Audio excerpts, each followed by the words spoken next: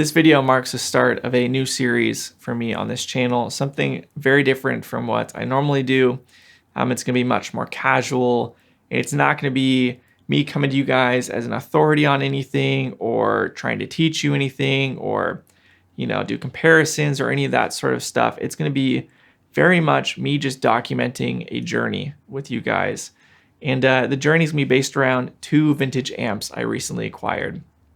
And yeah, I'm really excited to get started on this. I hope you guys enjoy this series. It's not for everybody, but it's really going to be me just kind of learning, trying, failing, all of those things, and documenting it along the way. So we'll see how this goes. To be honest, I have no idea, what's next. I don't know how long it's going to be, how short it's going to be. I really don't know, but I hope you guys tune in and follow along. So taking a step back, vintage amps, what am I talking about here? Well, about 2 months ago, I was going through Craigslist and I spotted an amp I'd never seen before. And it was a brand that I'd heard of but knew nothing about. So I looked at it. I was like, oh man, it's kind of in a price range to where I'm interested. It's old, which kind of immediately piques my interest. And I decided to reach out to the guy, schedule a time for me to come take a look at it, and then frantically research online to see, what is this amp? Is it something worth pursuing or not? Trying to answer as many questions as I can. Turns out there's very little information about this amp online, but from what I did gather, I thought, okay, this is worth me going and looking at. So I looked at the amp, I played it, was blown away.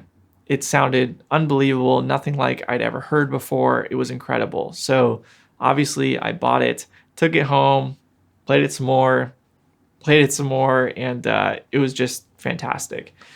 So it started kind of, showing its age a little bit in places. And so I was like, okay, keep that in mind. And I was just kind of looking through Craigslist, maybe a month later, and I spotted another amp by the same brand. And it was a teeny little amp, not the same kind, but it was even older than that one. So I decided to reach out to the guy, tried to buy it. He ended up, somebody was in front of me, and was going to sell it to that guy. Super bummed that I missed it. It was taken off Craigslist. And then a couple weeks later, it popped back up on Craigslist. Turns out the owner decided not to sell it. He wanted to keep it, and then changed his mind again and wanted to sell it. So this time I was able to be the first in line and went to the guy's house, brought my Strat. The guy told me the amp worked, and, brought the guitar, and the amp worked for a couple seconds and then just started displaying all sorts of very troubling issues, crackling noises, volume going down. It was just clearly this amp needed a lot of work. So I was kind of posed with the dilemma. Do I go ahead and just pass on this amp because it needs a lot of work? Or do I look at this as an opportunity for me to learn? Opportunity for me to really dive into vintage amps, for me to learn how they work and how to work on them to maintain them.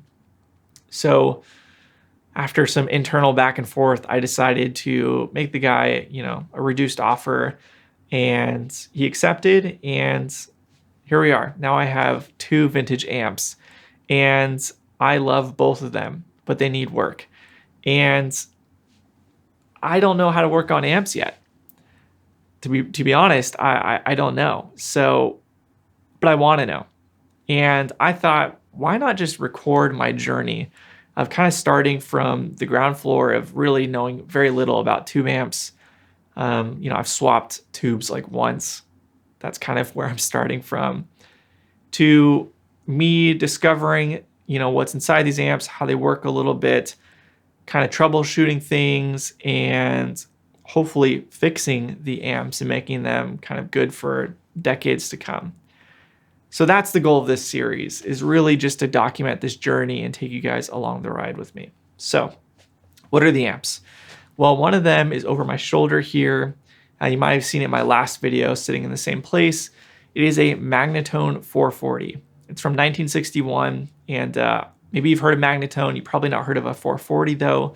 It's kind of this, I don't even know how to quantify it, to be honest. It's almost like a beefed up Princeton, or maybe a slightly reduced deluxe if you look at it from Fender land.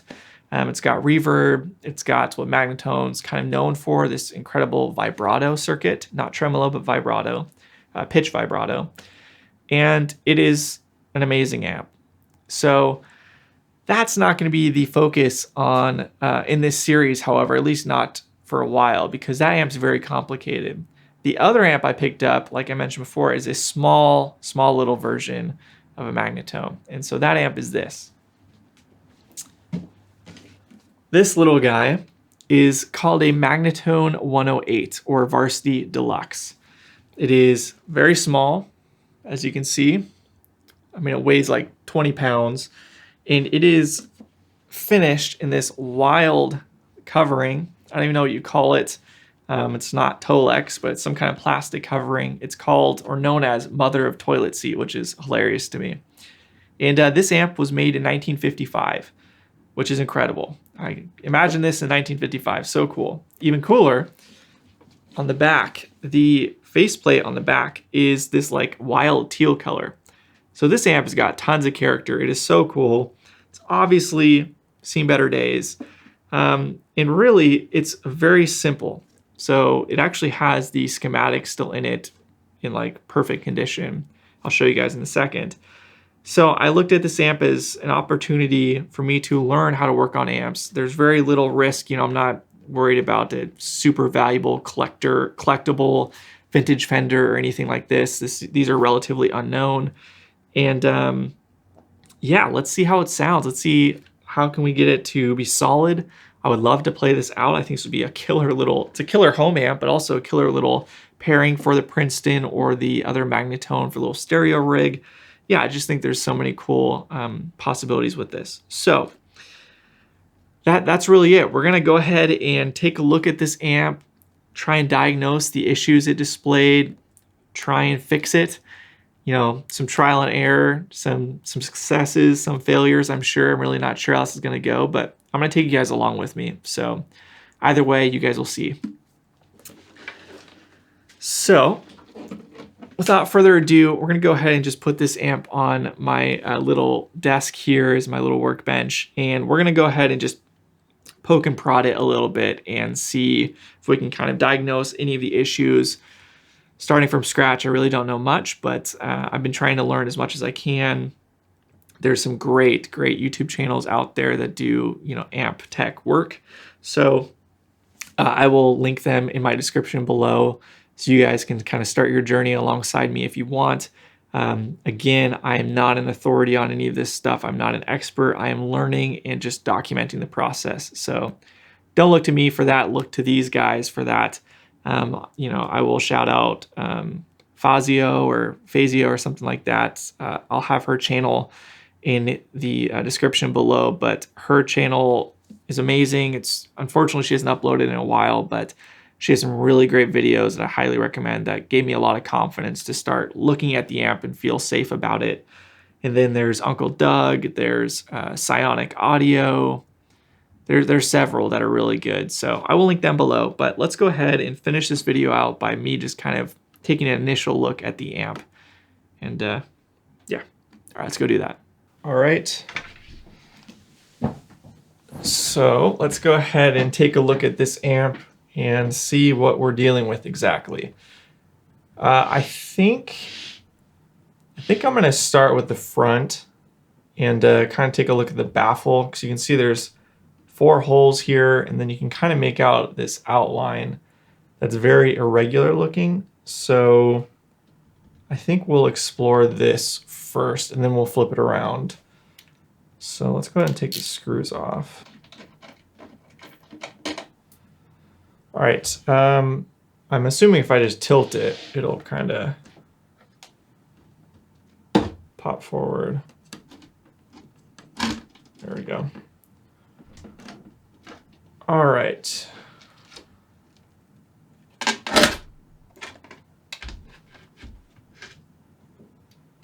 Okay, so got these very, very thin wires going to the speaker here. I think I will replace those for sure. Those look very thin and frail. This is interesting. Okay, so the baffle board looks to me like it's original. It's just plywood, which I think is what they usually are. Painted black, obviously. This speaker is clearly not stock or not what it would have had. This is a 10-inch, so it is a Weber Sig 10A. So it's obviously an Alnico speaker. I know nothing about that speaker. I've never heard of that before, but when I did play the amp, it sounded good.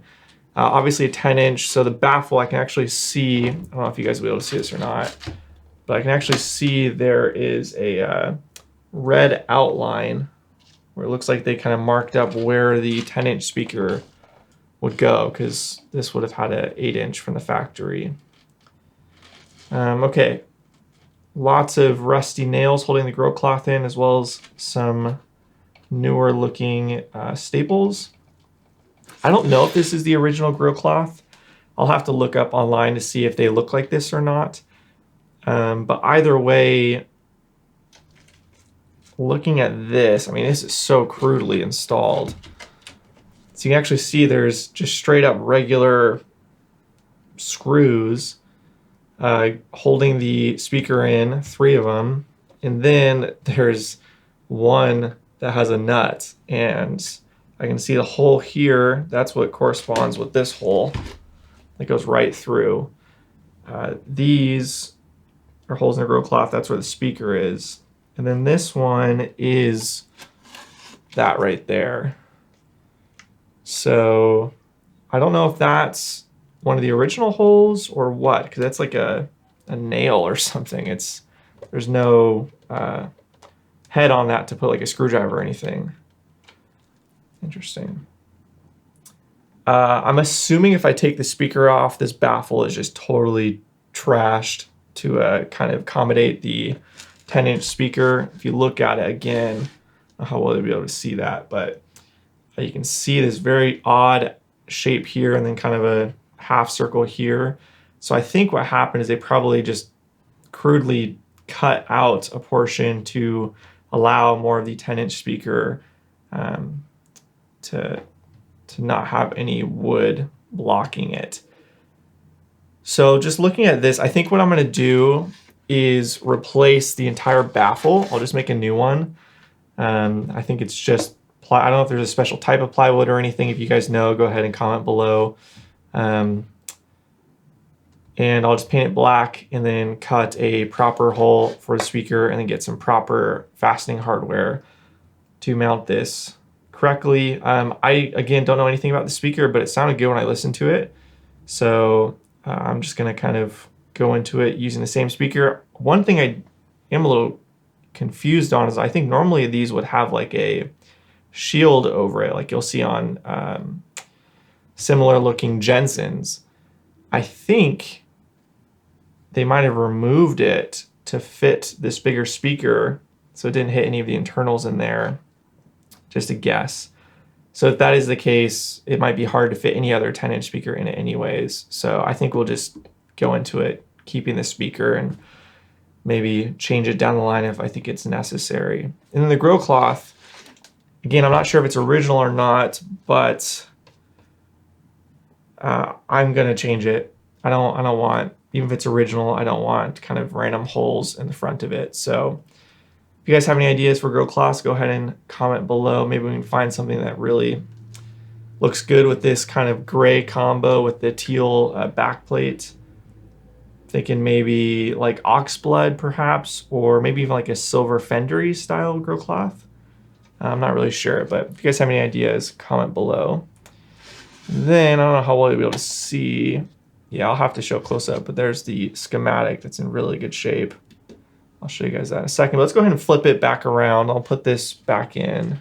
So there you can see the really, really cool mother of toilet seat cover really well. It looks awesome in the light.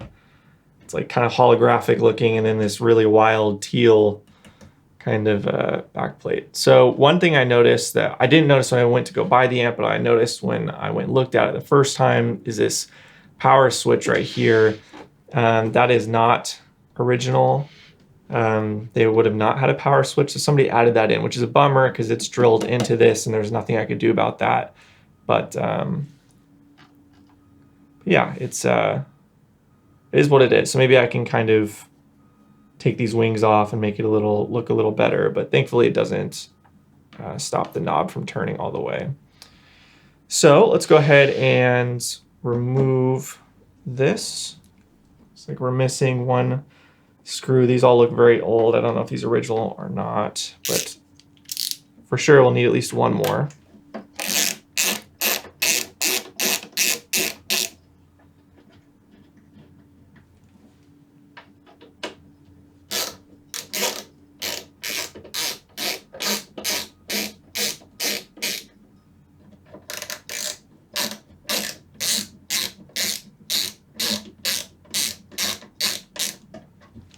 Let me just pop this right off. Perfect. Okay. So obviously it's had the 3-prong grounded power cord mod done to it, which is good. Nothing wrong with that. I really have no idea if like what's original and what's not. So this power transformer, this other transformer, no clue. You can see that there's very little room. Hopefully you can see that. There's very little room between this power tube and the speaker. So I think if it did have that metal shield around the magnet there, it would not fit. So I think when I make a new baffle, I could probably mount it a little bit lower, maybe mount it a little bit more to the side to give a bit more room if I wanted to swap the speaker. But as is, I don't think I could swap the speaker, but that's fine, like I said. So let's go ahead and look at what tubes it has. I don't know if they're old or new. So this is a 5Y3 GT, so this would be a rectifier tube, and it is an RCA. I don't know if you guys will be able to see that or not. So it's an RCA, made in USA, 5852. So I don't know if that means it's a 1958 or a 1952 or something else, but either way, I think it's old. So I'll just put it over here for a second. Let's see, this should be the power tube. So this is a 6V6 GT. This is a GE Jan. I don't know what Jan means, but GE Jan CG 6V6 GT, also made in the USA. I think it's also old. This has the numbers 4-26 and then 188-5 on it. Okay. This right here is not a tube. This is, I think, a capacitor. Yeah, so I'll have to show a close-up of that later, but this is multiple capacitors in this like metal sleeve here. Then this is the preamp, which should be a 12AX7. Somebody wrote WEK on it, WE-K in blue pen. I don't know what that means. I see it says 12AX7 here, and I see no other markings on it. So no idea what that is. And then you won't be able to see it, I don't think, with the light. Yeah, okay, I'll have to move the lights around to show you the schematic. Actually, I'll just do this. Just grab the camera and try it.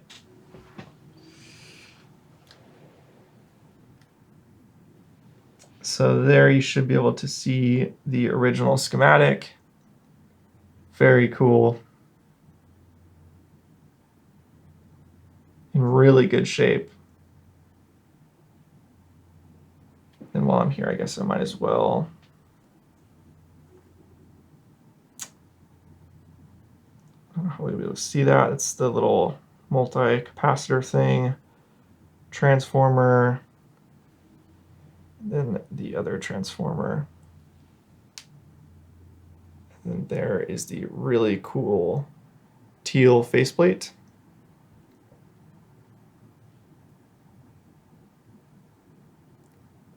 Varsity Deluxe, Magnatone, and one of my favorite parts, right there, Inglewood, California. So it's around the LA area, so not too far from where I'm at.